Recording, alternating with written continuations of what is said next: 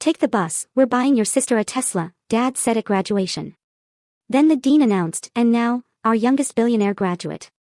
My parents dropped their programs in shock. Can you imagine finally reaching the summit of 4 years of blood, sweat, and tears, only to have your own family tell you, "Take the bus to your graduation, honey, we're busy showing off your sister's brand new Tesla." That was my reality, a brutal punch to the gut on what should have been one of the proudest days of my life, a moment that finally forced me to confront a lifetime of being the forgotten daughter. Growing up in Bellevue, a beautiful Seattle suburb, our family looked perfect from the outside. My dad, Ryan, a senior software developer, and my mom, Stephanie, a luxury real estate agent, meant we were more than comfortable. We had a gorgeous house overlooking Lake Washington. But inside those walls, there was a clear pecking order, and I learned my place early. My sister, Amber, 3 years younger, was the golden child. She had this magnetic charm, a mix of my mom's charisma and my dad's wit that just drew everyone in. Me? I was the responsible one, the studious one, and according to my mom, too sensitive. The pattern started so young. I remember when I was 7 and Amber was 4, my parents filmed every second of her preschool dance recital. 2 weeks later, they completely missed my school science fair where I won first place because Amber had a cold. Mom just brushed it off, "Oh, it's not a big deal, Brooke, there will be other science fairs." Later that night, as I showed them my blue ribbon, they barely glanced up from helping Amber build a pillow fort. "That's nice, honey," my mother said, before turning back to Amber, "Look how creative your sister is with those cushions." By middle school, the differences screamed at me. Amber's bedroom was redecorated 3 times to match her evolving interests, while my furniture remained the same childhood set, with endless promises of an update, soon. When I brought home straight A's, my dad would just nod and say, "That's what we expect from you, Brooke." But when Amber somehow managed B's and C's, they'd take her out for ice cream to celebrate her improvement. The most glaring example hit on our 16th birthdays. For mine, we had a quiet dinner at my favorite local spot, just our immediate family. I got practical gifts, a laptop, some clothes, and a vague promise they'd help me find a used car eventually. For Amber's 16th. They rented an entire venue, hired a DJ, and invited 60 of her closest friends. She got designer clothes, jewelry, and the crowning glory, a brand new Honda Civic, shiny with a giant red bow. When I dared to point out the difference, my mom said, "Amber is more social, honey. She needs these things to build confidence. You've always been so independent." 2 months later, they finally helped me buy my first car, a 10-year-old Toyota with mysterious engine noises and a passenger door that wouldn't open from the inside. "It has character," my dad chuckled, patting the hood. "And it'll teach you about car maintenance." High school was more of the same. My parents attended every one of Amber's volleyball games but only 2 of my debate team competitions, even though my team made it to state finals. When I got accepted to the University of Washington with a partial academic scholarship, they were more interested in Amber's upcoming prom. "Of course you got in," my mom said, barely looking at my acceptance letter. "You've always been smart. Now, do you think Amber should go with the blue dress or the silver for prom?" The only person who truly saw me was my grandmother, Hannah. My mother's mom, a retired English professor, she valued hard work and education. When my parents missed my high school graduation speech as valedictorian because Amber had a volleyball tournament, Grandma Hannah was there, front and center, beaming. "They don't see what I see," she told me afterward, squeezing my hand. "But someday you'll build a life where your worth is recognized, Brooke. And it will be beautiful." I clung to those words through college. While Amber followed me to the University of Washington a few years later, despite lower grades, our college experiences were night and day. I worked 20 hours a week at the campus library, maintained a 3.9 GPA, and lived frugally in a shared apartment. Amber lived in expensive dorms, then a luxury apartment, joined a sorority, changed her major 3 times, and maintained what she called a solid C average. My parents paid her full tuition, rent, and a generous monthly allowance. I stretched every dollar, picked up extra shifts during holidays. I told myself, someday they'll see my accomplishments. Someday they'll be proud of me the way they were proud of Amber. As my graduation approached, I thought, maybe, just maybe, this would be that moment. I had secured a job interview at a prestigious marketing firm. I was graduating with honors. Surely now they would see me. I was wrong. I had no idea just how wrong until I found out about Amber's Tesla. My final semester was a brutal marathon, all-nighters, coffee-fueled study sessions, balancing work with internship applications. While my classmates went to senior bar crawls, I pulled double shifts at the library and finalized my capstone project.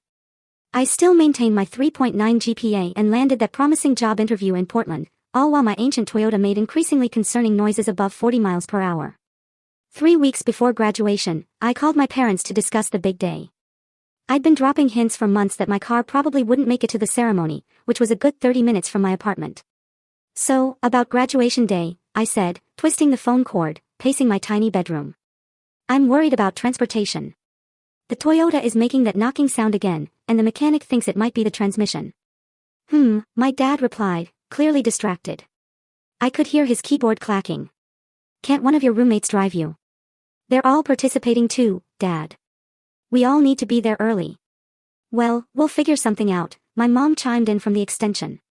By the way, did we tell you Amber made Dean's List this semester? Her advisor says if she keeps this up, she might graduate a semester early. I bit my lip. Amber's Dean's List in communications required a 3.2, nowhere near my consistent 3.9. Still, I congratulated them and tried once more. I was thinking maybe, oh, honey, can we talk about this later? My mom interrupted. Your father and I are heading out to look at something special for Amber. We'll call you tomorrow. They hung up before I could respond. 2 days later, I stopped by their house to grab some winter clothes. They weren't expecting me. As I let myself in, I overheard them talking excitedly in the kitchen.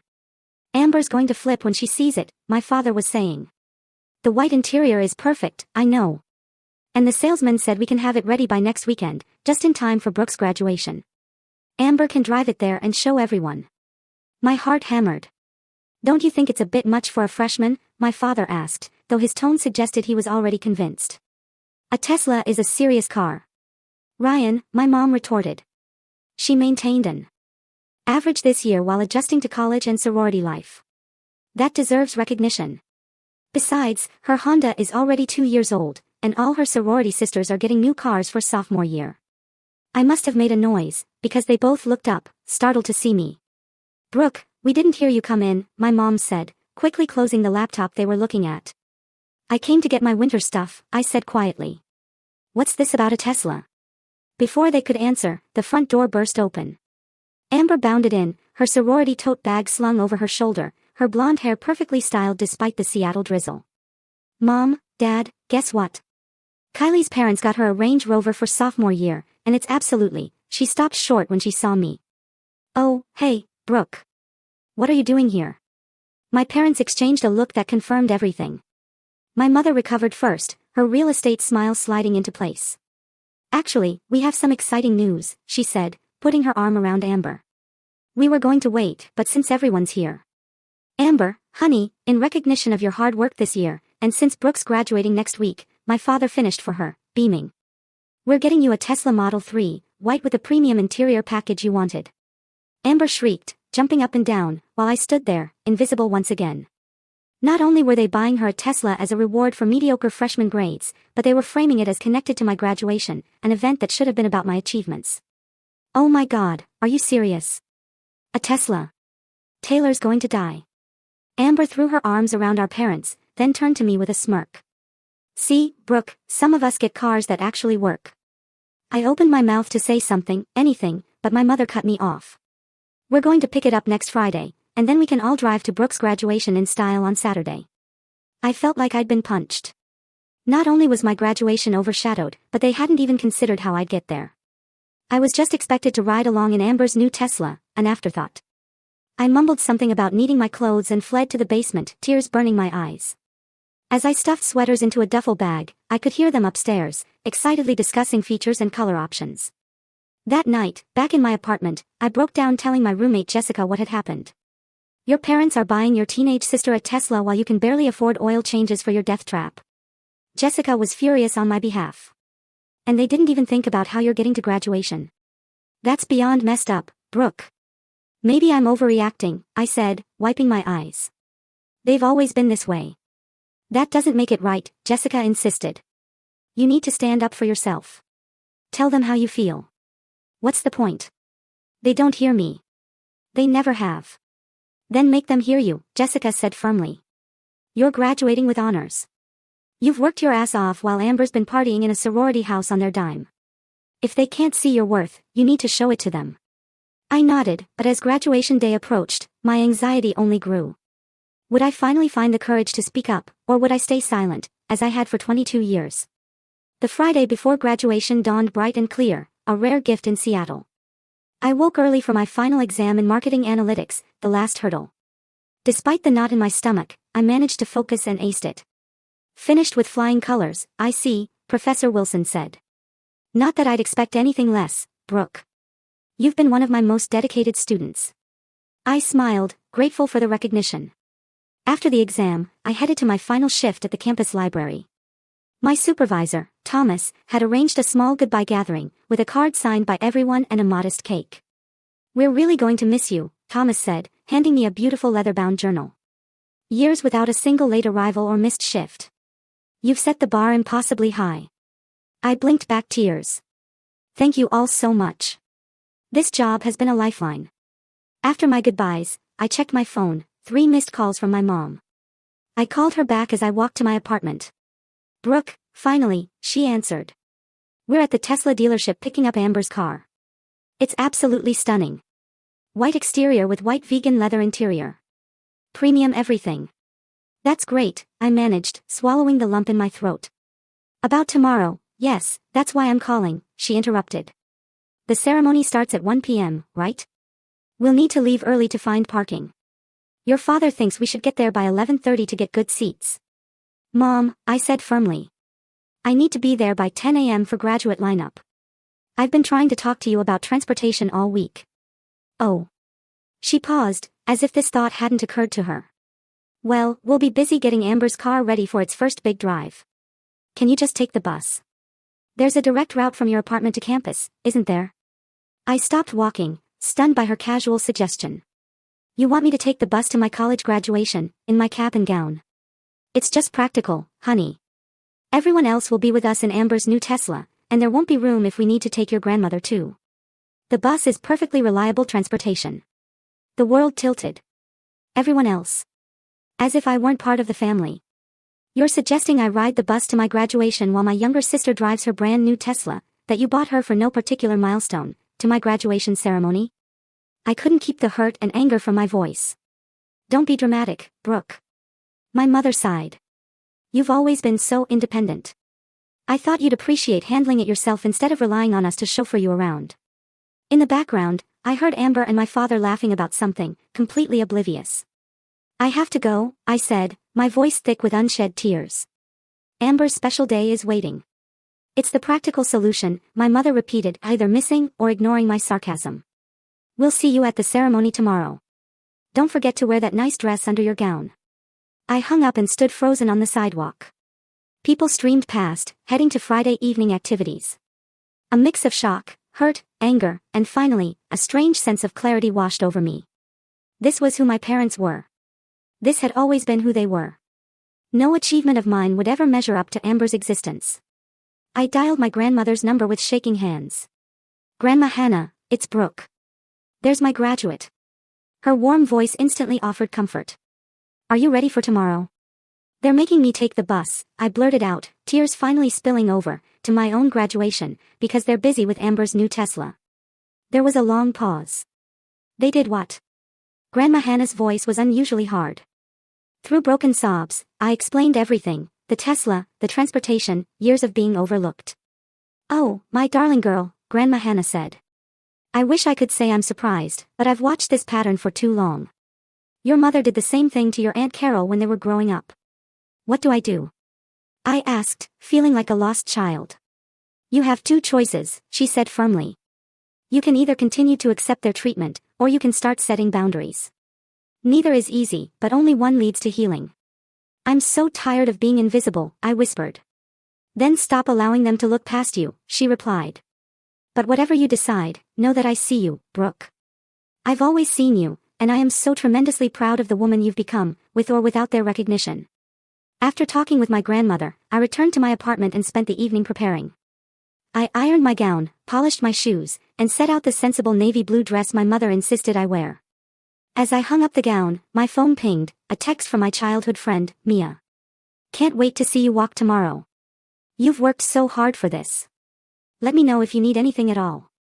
I stared at the message, grateful for the people who did value me. Perhaps that was the key, focusing on those who saw me, rather than lamenting those who didn't. I set my alarm for 7 a.m. determined to get through graduation with dignity, even if it meant riding the bus in my cap and gown. Tomorrow would be my day, even if my family couldn't see that. And maybe, just maybe, it would also be the day I finally found my voice. The morning of graduation, I woke before my alarm. For a brief, blissful moment, I felt only excitement. I was graduating today. The culmination of 4 years of hard work. Then reality crashed back. The bus. I checked my phone, congratulatory texts from friends, and one message from my mother. Don't forget we're meeting by the main entrance at 12:30. Amber wants to take family photos with her new car. No, congratulations. No, we're proud of you. Just logistics centered around Amber and her Tesla. I took a deep breath, got ready, and put on my honors cords. As I placed the cap on my head and looked in the mirror, a surge of pride washed over me. I had done this. Me, not my parents' money or connections, just my own hard work. My roommates had already left, each with their families picking them up. The apartment was quiet as I gathered my things and headed to the bus stop. The Seattle morning was gray and misty, a light rain starting to fall. I clutched my cap, already feeling droplets soaking into my gown. By the time I reached the bus stop, the rain had picked up. I huddled under the shelter, trying to stay dry. A car honked as it drove past, and I saw classmates waving from inside, their families chauffeuring them. I forced a smile and waved back, then quickly turned away. Graduating today, dear? A voice asked. I turned to see an elderly woman, Doris, with kind eyes, sitting on the bench, an umbrella clutched in her gnarled hands. Yes, I replied, trying to sound cheerful. University of Washington. And you're taking the bus? She looked surprised. My family had other transportation arrangements, I said diplomatically. Doris studied me, then patted the seat. I'm Doris.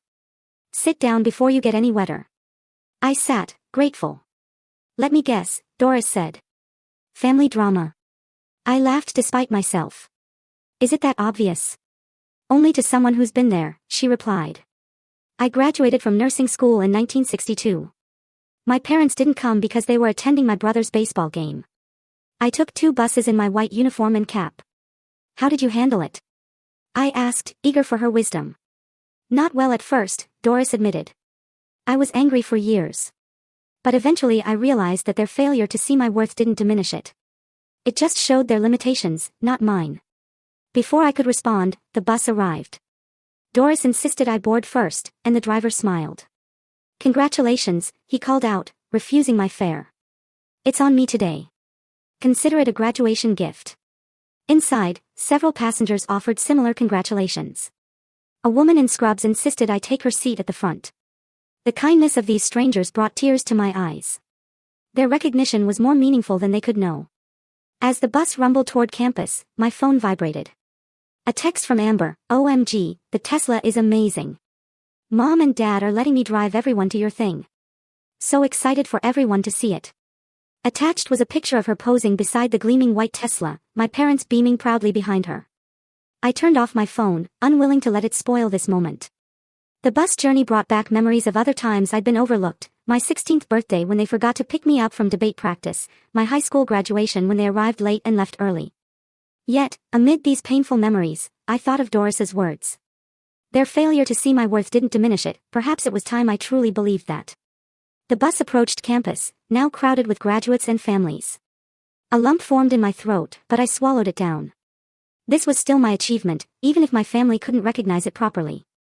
As I prepared to exit, Doris touched my arm. Remember, dear, family isn't always who raises you. Sometimes it's who sees you. Find those people and keep them close. I thanked her, moved by this brief encounter. Stepping off the bus, I spotted Jessica waiting by the campus entrance. Brooke, she called, rushing over. I was worried you wouldn't make it. Did you really take the bus in your gown? Family tradition, I said wryly, straightening my slightly damp cap. Jessica's expression darkened. They really made you bus it while they're parading around in a brand new Tesla. That's beyond messed up. It's fine, I said automatically, then corrected myself. Actually, no, it's not fine. But I'm not going to let it ruin today. That's my girl. Jessica linked her arm through mine. And just so you know, my parents want to take us both out for dinner after the ceremony. They insist. I felt a rush of gratitude for Jessica and her family. I'd like that. As we walked toward the assembly area, I felt simultaneously drained and determined. The bus ride had given me time to reflect on years of inequality, but it had also shown me the kindness of strangers and reminded me that I wasn't alone. Ready to graduate? Jessica asked. More than ready, I replied, squaring my shoulders. It's time. The graduate assembly area buzzed. I lined up with the other marketing majors, trying to focus on the momentous occasion. Where are your folks? Asked Tyler, a classmate. My family's been texting me nonstop trying to find the right entrance. They're coming separately, I said vaguely. Mine too, added Zoe. My parents are divorced and insisting on sitting on opposite sides of the auditorium. Everyone laughed, sharing stories of overeager parents. I smiled along but stayed quiet, not wanting to explain my family was late because they were showing off my sister's new Tesla, a gift they'd given her instead of helping me get to my own graduation. Through the windows, I could see families streaming toward the auditorium. My phone buzzed. A text from my mother, where should we park the Tesla? Is there special graduation parking? I didn't bother responding. Let them figure it out themselves for once. As we lined up alphabetically for the procession, I caught sight of my family, finally arriving 20 minutes late, making a scene as they entered. Amber led the way in a tight white dress that matched her new car, my parents following behind her like attendants. Several heads turned. Exactly the kind of attention Amber thrived on. The ceremony began, and despite everything, I felt a swell of emotion as we marched in. The university president welcomed everyone, then introduced Dr. Eliza Chen, a renowned marketing executive and UW alumni. Dr. Chen approached the podium. Today I want to talk about something they don't teach in business classes, your intrinsic value. I straightened in my seat. Society often measures worth through external validation, she began. The car you drive, the house you live in, the attention you receive. But true value comes from within. It's built through perseverance, integrity, and self-belief, especially when no one else is watching. Her words pierced me. Some of you have had every advantage, financial support, family connections, endless encouragement. Others have fought for every inch of progress, often unseen and uncelebrated. To those students especially, I say this, the fact that others fail to recognize your light doesn't make it shine any less brightly. In fact, the struggle to be seen often creates the most resilient, compassionate leaders. Tears welled in my eyes. Your worth is not determined by others' ability to see it. Remember that as you move forward into a world that will continue to overlook quiet excellence in favor of flashy mediocrity. The rest of her speech blurred. Had I been allowing my parents' perception to define my worth? The revelation felt simultaneously painful and liberating. When it was time to cross the stage, I took a deep breath. As my row was called, I scanned the audience, spotting my family. My mother was on her phone, my father checked his watch, and Amber took selfies. None of them watched the stage. Brooke Mitchell, Bachelor of Science in Marketing, summa cum laude, the dean announced. I expected to cross in silence. Instead, a thunderous cheer erupted from the back. Startled, I looked up. My grandmother Hannah stood, despite her arthritis, applauding wildly. Beside her were Jessica's parents and several of my library coworkers, including Thomas. They held up a banner, "Congratulations, Brooke. We see you." Emotion overwhelmed me as I accepted my diploma. Tears flowed freely. These people, some related by blood, others by circumstance, had made the effort to be fully present. They saw me, they celebrated me, and in that moment, it was enough. As I returned to my seat, I glanced at my family. My parents looked confused and embarrassed. Amber appeared annoyed that attention had been diverted. For once, I didn't care about their reactions. After the ceremony, I found my grandmother first, pulling her into a tight hug. "You came," I whispered, still in disbelief. "Your doctor said the trip would be too much with your arthritis." "Wild horses couldn't have kept me away," Grandma Hannah replied, cupping my face. "I'm so proud of you, my brilliant girl." Thomas and my coworkers offered congratulations before tactfully withdrawing. Jessica's parents insisted on taking photos of me with my diploma. It was in this warm bubble of genuine celebration that my parents and Amber finally found me. "There you are," my mother exclaimed, as if I'd been difficult to locate. "We've been looking everywhere. Who are all those people cheering for you?" "It was a bit much, don't you think?" "Those were people who wanted to celebrate with me," I said simply. "Well, we need to take family photos by Amber's new car before the parking fee increases," my father said, checking his watch again. "The Tesla is parked in the VIP section."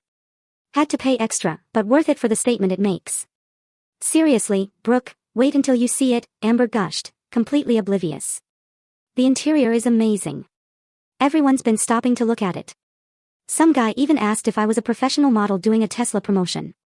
Something inside me finally snapped. Quietly, definitively. 4 years of working myself to exhaustion. 4 years of near-perfect grades while working part-time. 4 years of watching my sister get everything handed to her while I struggled. And now, on what should have been my day, they couldn't even pretend to care. No, I said, the word coming out clear and firm. No, what? My mother asked, already turning toward the parking lot.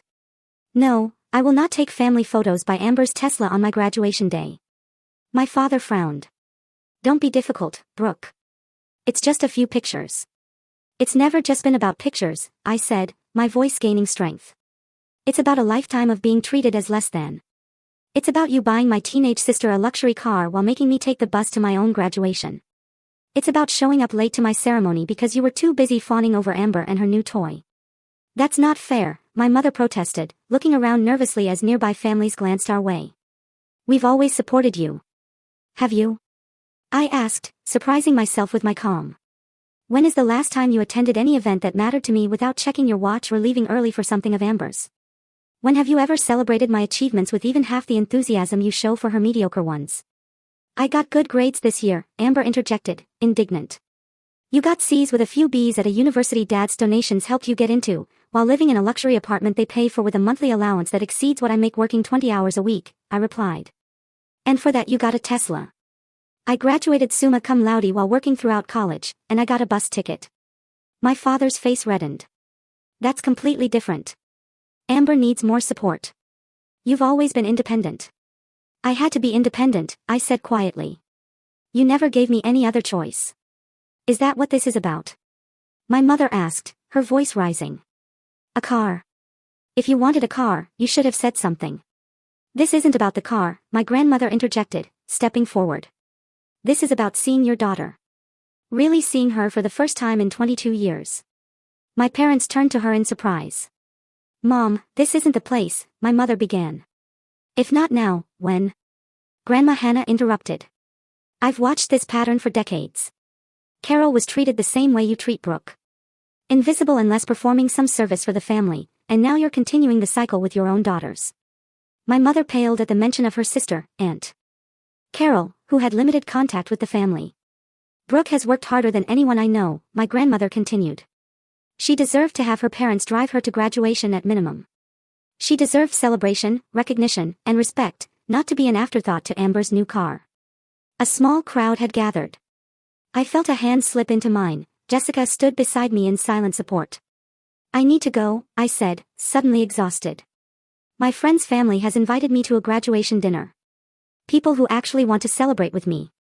Brooke, you can't just walk away from your family, my father protested. Watch me, I replied, then turned to leave with Jessica, Grandma Hannah following behind us.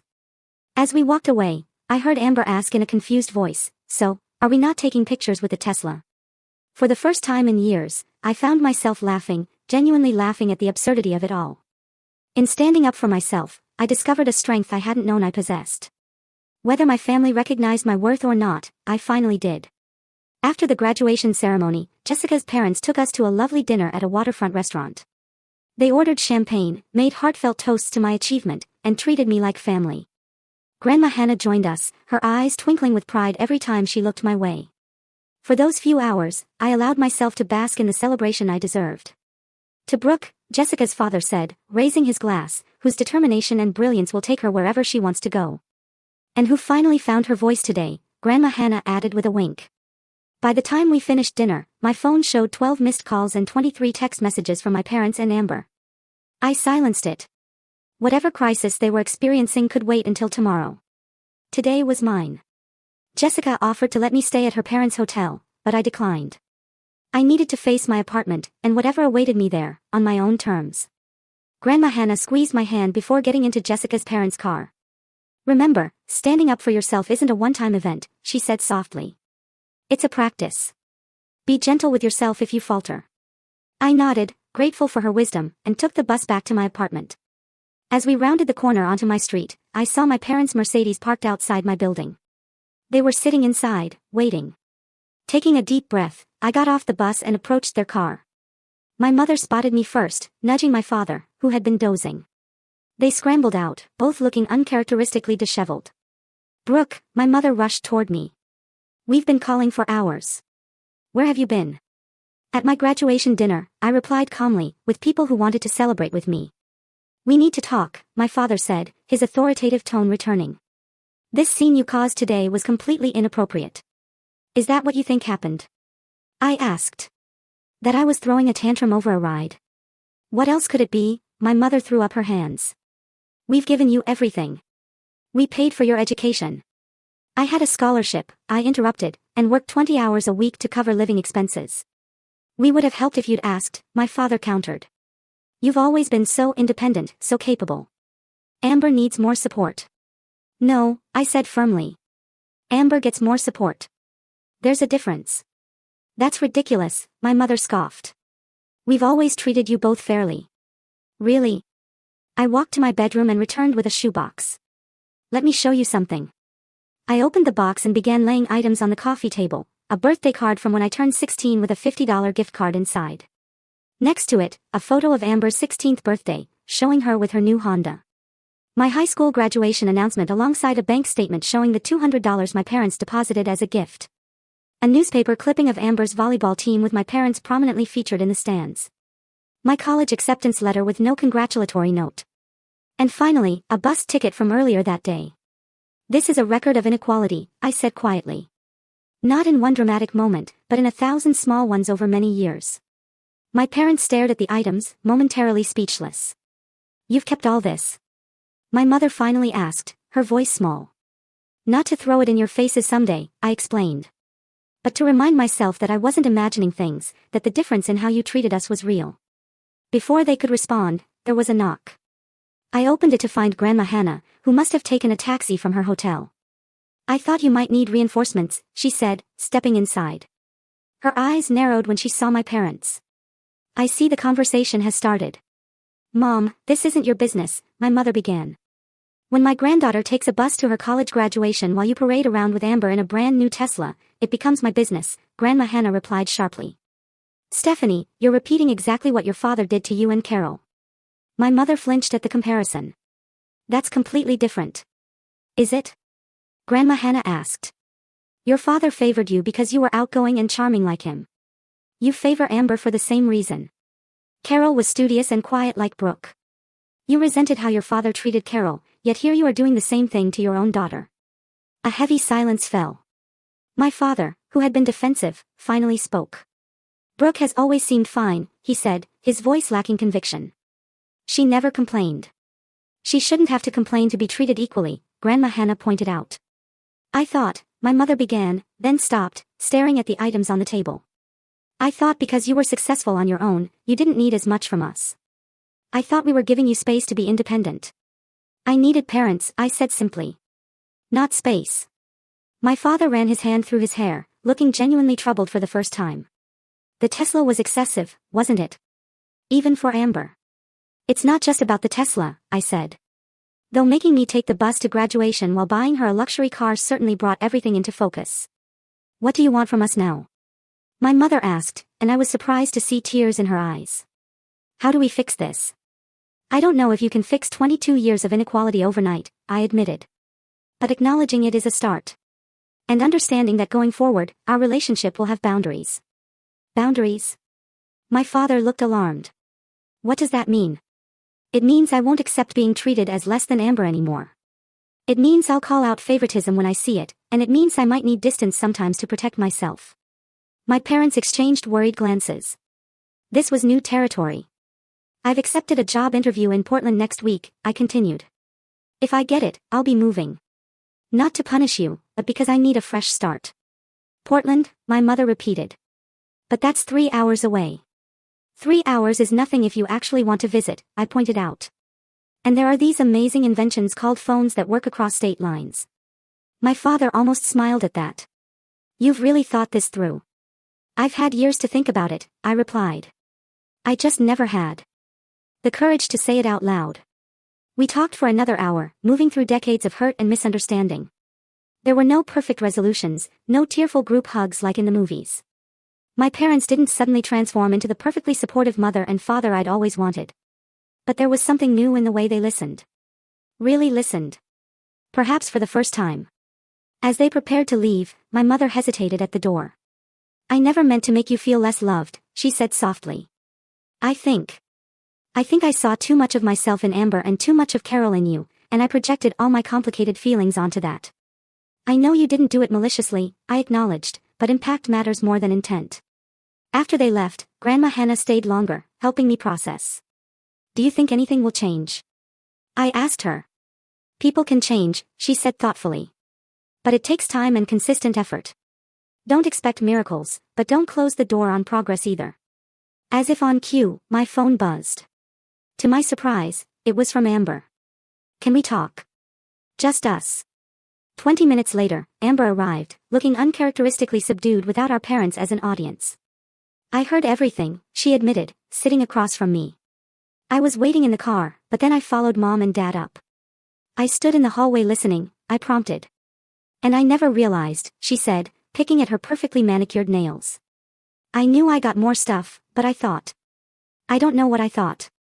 That you didn't care about material things. That you were above it all somehow." "I'm not above wanting to be valued," I said quietly. Amber nodded, genuinely troubled. "I've been pretty awful, haven't I?" "You were a kid responding to the dynamic our parents created," I said, surprising myself with the generosity. "We both were." Still, she bit her lip. "I'm sorry, Brooke." She hesitated. "I told Dad I don't want the Tesla. It feels gross now." I raised an eyebrow, genuinely shocked. "Really? Don't look so surprised," she said with a hint of her usual attitude. "I can occasionally do the right thing." We talked for another hour, awkwardly at first, then with increasing honesty. It wasn't a perfect reconciliation. Too much water under that bridge. But it felt like the beginning of a different kind of relationship, one based on who we actually were, not the roles we'd been assigned. As Amber left, she turned back with unexpected vulnerability. "Hey, if you get that job in Portland, maybe I could visit sometime, see what your life is like there." "I'd like that," I said, and meant it. Later that night, my phone rang. It was Thomas from the library. "Sorry to call so late," he said. "But I just heard from my friend at Horizon Marketing in Portland. They want to interview you next week. And Brooke, they're really excited about your application." I smiled, a sense of possibility opening before me. "So am I, Thomas. So am I." 1 month after graduation, I stood in my nearly empty apartment, surrounded by boxes. The Portland job offer had come through, a junior marketing position at Horizon with potential for growth. The salary wasn't extraordinary, but it was enough for a modest studio apartment and a fresh start. More importantly, it was something I had earned entirely on my own merit. Jessica sat cross-legged on the floor, helping me sort. "I still can't believe you're really leaving," she said. "I can hardly believe it myself," I admitted, "but it feels right." The months since graduation had brought unexpected changes in my family dynamic. No dramatic transformation, but small shifts that suggested they were at least trying. The previous weekend, my father had asked me to lunch, just the two of us, something that had never happened before. We sat across from each other at a local cafe, awkward at first. "I've been thinking a lot about what you said," he finally offered, stirring his coffee. "About always feeling overlooked." I waited. "I think," he said slowly, "I assumed that because you were so capable, you didn't need as much from me.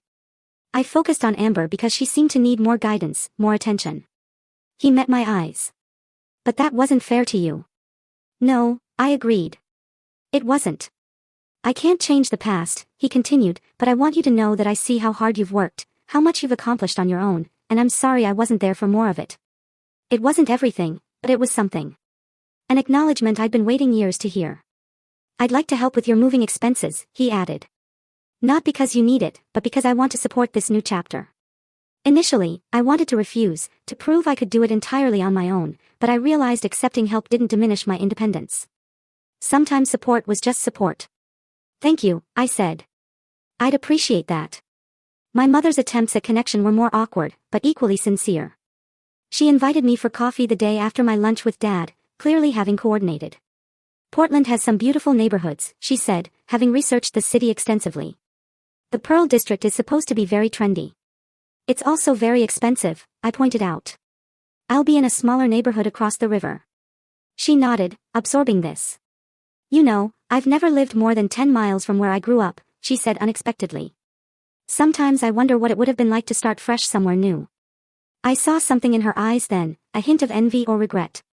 It occurred to me that her favoring Amber might have been about more than just personality. Perhaps she saw in Amber the confident, popular girl she had been, and in me the road not taken, the serious, ambitious path she might have chosen. It's not too late, I suggested. To try new things. She smiled sadly. Some roads close behind you. But I'm proud that you're taking yours. The word proud hung between us. Unfamiliar, but welcome. Even Amber had shown surprising growth. True to her word, she had refused the Tesla, asking our parents to return it. Instead, she kept her Honda and suggested they donate the difference to a scholarship fund. Whether this change would last remained to be seen, but it felt like a significant step. A knock at the door pulled me from my reflections. Jessica opened it to reveal my parents and Amber, come to help with the final moving preparations. We brought lunch, my mother announced, holding up bags from my favorite sandwich shop and packing tape. Your father read online that you always need more tape than you think. The next few hours passed in a blur of activity. The dynamic between us was still finding its footing, conversation sometimes stalling, but the effort on all sides was tangible. As we prepared to caravan to Portland, my parents driving the loaded SUV, while I followed in my newly reliable used car, a graduation gift from Grandma Hannah, Amber pulled me aside. I found this, she said, handing me a small box. It was in the storage closet at home. Inside was a faded blue ribbon. My first place award from the science fair all those years ago. The one my parents had missed. I don't know why I kept it, Amber admitted. Maybe even then I knew it mattered. I looked at my sister, really looked at her, and saw something new. Not the golden child, but a young woman beginning to recognize her role in our family's complicated dynamic. Thank you, I said simply, tucking the ribbon into my purse. The drive to Portland marked both an ending and a beginning. As Seattle faded in my rearview mirror, I felt a weight lifting. Not the complete resolution of 22 years of family history, but the liberation of having finally spoken my truth. My new apartment was tiny, but mine. A clean slate in a city where no one knew me as Amber's sister, or the responsible one. As my parents helped carry boxes up 3 flights of stairs, I watched them take in the modest space with new eyes, not judging, but seeing my choices as valid. After everything was unloaded, we stood awkwardly in the small living area. Well, my father said, jingling his car keys. I guess we should hit the road if we want to make it back before dark. Thank you, I said, for helping with the move. Of course, my mother replied. That's what family does. The phrase struck me as both ironic and hopeful, a statement of what should have been all along, and perhaps what could be going forward. As they prepared to leave, my mother hesitated, then pulled me into a hug, tighter and longer than any I could remember. I'm so proud of you, Brooke, she whispered. I should have said that more often. After they left, I stood alone in my new apartment, surrounded by boxes yet to be unpacked and a future yet to be written. The journey from invisibility to empowerment wasn't complete. Such transformations never are. But I had taken the crucial first step of recognizing my own worth, regardless of whether others could see it. My phone pinged with a text from Grandma Hannah. How does it feel to be exactly where you're meant to be? I smiled, looking out the window at my new city stretching before me. Like the beginning of something important, I typed back. The bus ride to graduation had been painful, but perhaps necessary. The final indignity that pushed me to claim my voice and my value. In the end, the greatest graduation gift wasn't a car, or even recognition from my parents. It was the discovery that I could stand in my own light, create my own celebrations, and build a life that honored my worth, whether others recognized it or not. As I unpacked my first box, I came across the journal Thomas and my library coworkers had given me, opening it to find a quote they had inscribed on the first page. Your worth is not determined by others' ability to see it. I ran my fingers over the words, thinking of Dr. Chen's commencement speech, Doris on the bus, Grandma Hannah's unwavering support, and all the people who had seen me clearly when my own family couldn't. Have you ever had to stand up for yourself when it felt like no one else would, or found yourself taking the bus while someone else got the Tesla? I'd love to hear your stories in the comments below. Don't forget to like this video if it resonated with you, subscribe for more real-life stories, and share with someone who might need a reminder of their own worth. Remember, sometimes the most important journeys start with a single bus ride, or a single moment of standing in your truth. Thank you for listening. Take care. Good luck.